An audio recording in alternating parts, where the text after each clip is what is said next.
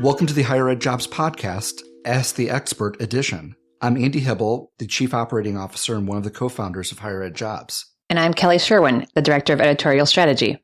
Today, we have Dr. Christopher D. Lee, a Managing Director at Storebrook Search, author of several books, and a former Chief Human Resource Officer with many years of higher ed experience. Thanks for joining us today, Chris. My pleasure. So today's question from a member of the HigherEdJobs community is, how can higher ed reckon with the increased need for hybrid and fully telework schedules? Many higher ed leaders are insistent that higher ed still offers the in-person experience, but this is killing our hiring prospects. Chris, what are your thoughts on this question? Well, this is one of the most contemporary questions out there, and I'm not sure if higher ed or industry has reconciled all of the changes in the workplace and in society. But we do know that remote work in the many different varieties will prevail over time. We won't move backwards. The technology, I think, will demand a more flexible and dynamic kind of workplace, which will be a challenge for managers, right? I mean, the whole idea of, quote, work in the industrial age was that people went off away from home to a setting and they worked with others. Now, the need to go to a setting for any kind of knowledge work has been kind of mitigated by technologies that sometimes make it even more efficient not to travel. So, who knows what's going to happen? But we do know things will be different. Higher ed has some built-in advantages and disadvantages here. Some of the built-in disadvantages are certainly that we're slow to evolve. That sure-footedness of moving slower than industry has some advantages because some fads come and go. But some of the downsides is, as noted, we still have to compete for talent. So I think we still have to compete in that space. The other built-in disadvantage that we have is we go off to college right? in America, right? In some countries, most people attend colleges and universities that are closer to where they're from. But in America, a lot of people go away to college, and the away is a place, and it's a physical place. And I think that dynamic kind of challenges the idea of being on a campus and the experiential nature of, quote, going to college. A former master teacher colleague of mine would say, taking classes and going to college are different.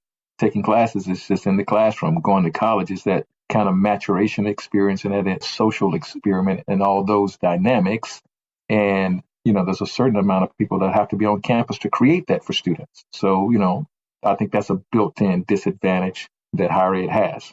And then you got all the other dimensions that will intersect that idea of college as a place and an experience, in that we have community colleges and junior colleges and technical colleges and commuter colleges and research universities and liberal arts colleges. They all have different missions, and they all pride themselves in delivering a certain kind of mission or service or having a different business model that caters to different kinds of students. So if you just say higher ed in general, being able to reckon, I think that's a harder sell. So places I've worked, liberal arts colleges or campus places, that student experience is really important. I was sharing with some students yesterday that when I was at Bates College in Maine as the chief HR officer, I was the landlord, we had 60 properties and 82 units. And many of the professors lived close to college and they had favorable rents. And that was by design because the liberal arts experience and the one-to-one student contact experiential, before and after class was helped by having faculty close by. So you can't phone that in, right? You don't pay a premium for that kind of almost a tutoring experience and in-depth understanding and appreciation for arts and literature or whatever. You can't do that the same way via technology. So that mission would dictate less remote work. Having worked also in community colleges, that's a different mission. That experience can be different. Community colleges have been online with 20 to 40% of their coursework for more than a decade. The pandemic did not create that. It was already there, but that was kind of looked down by some institutions. But those were serving a different kind of student who had a different lifestyle. Many of them work, right? Have many obligations, And that accessibility was indispensable, and it remains indispensable. So for that environment, remote work makes more sense. So I think that's part of the balance. What is the requirement? The mission? What's the business model, right? Because you got four-year colleges that are campus-based, some that are half campus-based and half commuter, and all kinds of varieties. What is the mission and the business model for that institution? And then the second part becomes, what is the function? If you're in student affairs, you're probably going to have to be on campus. If you're in financial aid, maybe it's both, because some people are going to be on campus, but if you're dealing with parents, they're not going to be in town. If you're in facilities, you're probably going to be on campus. If you're a faculty member, depends on the mission. So I think all of those factors come into play. But for me, there's a scaffolding. First thing is the mission, the business model, then the position, and then what's possible for the individual doing particular jobs. So I think it's kind of a series of considerations in how that plays out. And it won't be ubiquitous. It won't be higher ed like many of the insurance or financial institutions now, where they are starting to say, we don't need real estate because our clients are not in our building or close by. People can do that by technology, consultants and things like that. And, of course, my new, responsibilities as an executive recruiter, the clients are everywhere else, right? I work from home. It would make no sense for me to be going into an office to talk to people around the world. So that's where it goes. What is the mission? What is the business model? What is the position? And then the preferences of the individual.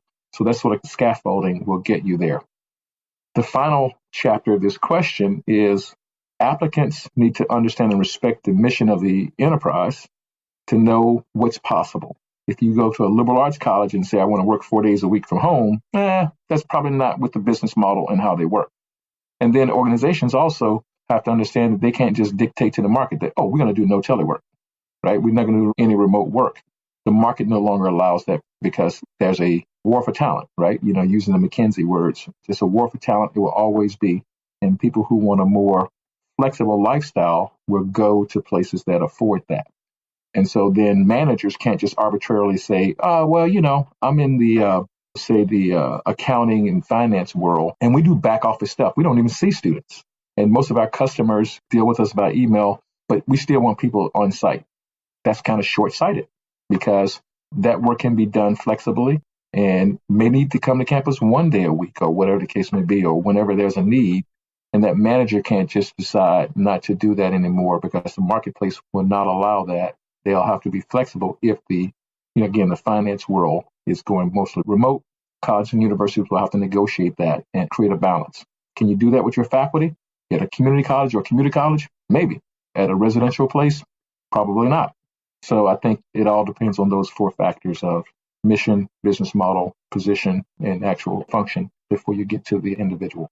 Chris, you and I were both all three of us actually were just at the Coupa HR conference recently. And what you're saying resonates with what I heard in several of the breakout sessions. And I feel like some of the leadership team probably should be listening to this podcast today. But a lot of the HR professionals, I feel like, were frustrated because there was like a one size fits all approach across campus. And like you said, some managers might be short-sighted if they're not allowing some individuals who don't work with students at all to work at home. And the theme I was getting from some campuses were, well, if this person is allowed to stay home, then everyone should. But faculty are here, so then everyone should be. Like, it should be just the same across. So It sounds like the institutions, you're suggesting that they need to look at the big picture and be a little bit more flexible and not just assume everyone has to be on campus. Because like you said, the marketplace just isn't going to allow that. Yeah. The Society for HR Management sent out a flyer about a year ago, and the headline of it was, "The future arrived early," right? And I thought that was pretty prescient in that the pandemic forced a lot of change that was coming anyway. Millennials have been saying this for 10 years or more. Why do I need to come in the office to work on my computer? You know what I'm saying? I don't interact with other people.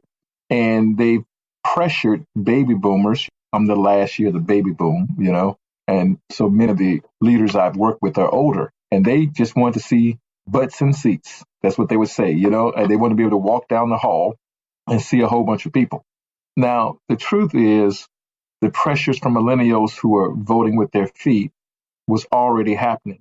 And millennials are now the majority population in the workplace compared to baby boomers. So that was going to happen slowly and incrementally over time. And then this move just accelerated it. The best example of that is of teaching online. Many people were very snooty about teaching online. It's like, never going to do it. I've been in many fora where you had the seasoned faculty member who was saying, that's a lower form of education that will never work. I will never teach online. And then all across the country, right, it was like either teach online or don't teach, right? It's like, when the pandemic came, it's like, this is how you get your paycheck.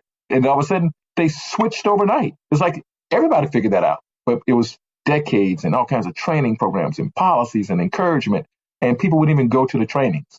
And then it's like your livelihood depended on it. I've heard no pushback. Now, some disciplines, it was harder, but there's some innovation. A dance professor was saying it was superior in some ways because they could work with an individual differently, one-on-one. Because that person's in front of the camera, they can rewind and look at stuff and whatever. Languages, they say, was really, really good because you could look at people's faces close up, not across the room, to look at their mouth and how they're forming their syllables and words and things like that with foreign languages. Who would have thought that, right? That was not a part of the thinking of the possibilities of the technology beforehand because people had a philosophical view about it. So I think because that has switched, I think we have the opportunities to do things differently, and the marketplace will demand it. And millennials were already demanding it, but they're going to be the majority. And we just had the best test case ever because we all did it for a while. And so I don't think we can ever go back. I think that's an excellent point, Chris. I also think, kind of thinking about 2/3 of the folks who come to our site on a monthly basis are in an active job search. And I think in the 26 years of doing higher ed jobs, I think we're at one of the, if not the most unique positions. I don't think we have acknowledged as academia in an honest way that we're trying to portray like we're on settled ground right now, but we're really not. So if you're in an active job search right now and you're looking at job ads, wherever they may be, on higher ed jobs and other places, I would caution you to read the job posting. And if they're not talking about your desired type of work, whether it be hybrid, whether it be all remote, whether it be all in person, don't presume. Sometimes the ad and the institution's policies may not reflect the actual actions of the department or college. The institution may require everything in person, but you have departments and colleges who are not necessarily doing that right now. And be prepared for mixed messages. Be prepared for what you see. It might not be what you get. And be prepared for, even though it may be portrayed as settled ground, it may not be settled ground within these institutions. The SHRM headline is spot on, but now that the seismic shift has happened, everybody is trying to figure out where the new normal is on this subject and what can be tolerated, what can't be tolerated. And I'll be frank, I'm pretty amazed how academia is being honest about this. There's a whole discussion of what is equitable. When you look at some of the physically based positions at a college or university that you could find in other industries, they need to be in person. And during the pandemic, they were required to be in person. And is that fair in an equity sort of sense that we have all these positions that require people to be there? How are we going to deal with that? And I do think particularly large research universities are really trying to, as honestly as they can, address that question. So as far as where we are right now, it's a strange place, and be prepared for what you see. It might not be what you get. So let's talk about hybrid, right? You use that magic word. No one knows what that means because it has about 5 dimensions. So the question is a position remote work eligible or not? So I guess I should define that. Telework and remote work are different. Telework, the trend is that means a person can work from home. Remote work means a person is not within commutable distance. They've decided to work for the University of, say, Georgia, but they don't live in Georgia. So, that's remote work. That's kind of the trend that's happening now. So then it's the issue of, what does that mean? Is it allowed, or is it a term and condition of employment? Allowed means I'm allowing you and it could change. If it's a term and condition of employment, it's set in stone and can't change, right? Really big factor. Other thing is a person required to come to campus or not? Ever? That's the question. Do we need you to come in? But if you are at the University of Georgia and you live in Virginia, that's a problem, right? So the policy around coming to campus needs to be kind of determined. And then within what time frame? And then the other part is how much remote work or telework is agreed upon. And is it agreed upon as a allowance or discretion, or is it set in stone? Because this really, really matters to the job seeker. The job seeker is saying, hey, I'm willing to live in South Carolina and commute to the University of Georgia if I only have to be there 2 days a week. But if it comes 3 days a week, I may not want to do it. Or if it's these set days, someone else may be saying, oh, I got childcare responsibilities, or I have family responsibilities, and we agreed upon these days, and now you want to change them. So all of those variables come into play of what do you mean by hybrid? Is it 2 days? Is it 2 days on average? That's fundamentally different. Is it set days? So these variables have to be worked out. And so for the job seeker, those are the questions they're going to have to ask, right? Because they're going to advertise remote work. Okay, remote work allowed or remote work as a term and condition of employment? Big question. And then who decides?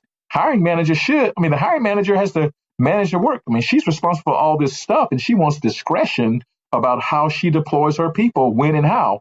And she wants maximum flexibility. She don't want to say, oh, I can't talk to you on Tuesdays and Thursdays, So that whole thing hadn't been resolved. And then that's what we were saying earlier, that we know that it's going to change and it's going to be complicated to manage, but it ain't going to be the old way. But all of those variables we just talked about are yet to be resolved. I've seen very few policies that cover that. And then remote work again from away or remote work from home, right? You know what I'm saying? Those are two different questions. People expect people to be working from home, but they could be at the beach. They could be in another country. They can be whatever. Does that matter to you? And the answer is yes, it does matter to an institution, because there are laws about the domicile of the people and, how taxes work and things like that. So that has to play out in the decision making. Most often it costs more to have an employee who's not in the state where they are. And states like California, California is not a state, it's another country. You know what I'm saying? The laws are so different. The example of that is the HR Certification Institute has certifications. I have one, SPHR, PHR, and then there's an add-on -CA that you can get because the laws of California are so different. DC has some different laws. If you have people in the district, you got to pay for things like sick leave and things of that sort. So the point is, it's complicated. That's all I'm saying. So the applicant might be thinking, I'm just going to live here or there. The institution may have to factor the costs of managing people in different places as well. So Chris, let's say it's that 30 seconds in an elevator. If we could just sum it up, is it fair to say if I'm in the elevator with you for 30 seconds and ask about hybrid work, is it fair to say your response is going to be, you need to discuss this in detail and be specific and don't assume anything? Yes, that's wholly accurate. Yeah. Well, thank you, Chris, for joining us today. My pleasure. Great having you. If you have a question for one of our experts, please feel free to email us at podcast@higheredjobs.com or feel free to tweet us at HigherEdJobs. We'd love to share your questions with our experts.